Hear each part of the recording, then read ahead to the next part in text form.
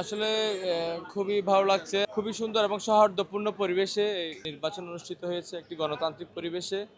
এখানে আমাদের বিজ্ঞ আইনজীবীরা প্রার্থী দেখে তাদের যোগ্যতা দেখে তাদের আহ, আগামী ১ বছরের জন্য তাদের নেতা নির্বাচন করেছে।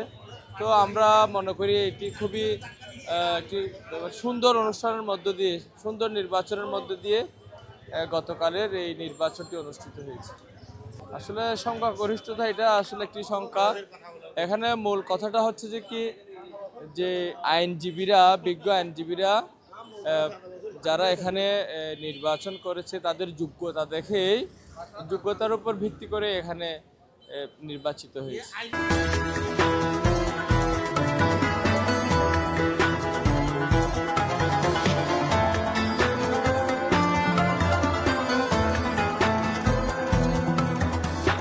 হ্যাঁ, আমরা সকলকে নিয়েই দল মত নির্বিশেষে আমাদের আইনজীবী আমরা এখানে একটি পরিবারের এখানে বাস করি।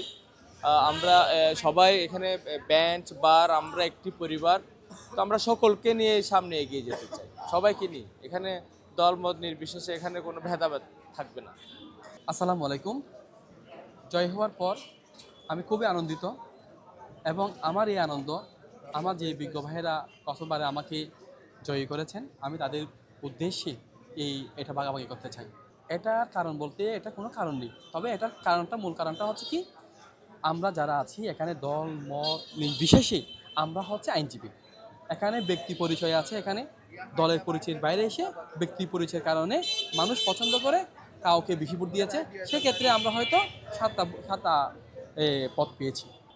প্রথম কথা হচ্ছে কি, আমরা এখন শপথ নিইনি। যে মুহূর্তে আমরা শপথ নিব, শপথের পর আমাদের উপর যেগুলো অ্যাডমিনাল দায়িত্ব আসবে সেগুলোর সাথে যে মুহূর্তে তাদের দাবি আসবে, তাদের দাবি যদি আইনগত যুক্তিসঙ্গত হয়, তাহলে সেটা যদি আইনজীবীদের কল্যাণের স্বার্থে হয়ে থাকে, সেটা অবশ্যই কমিটির সাথে কথা বলে এটা বিবেচনায় নেওয়া হবে ইনশাআল্লাহ।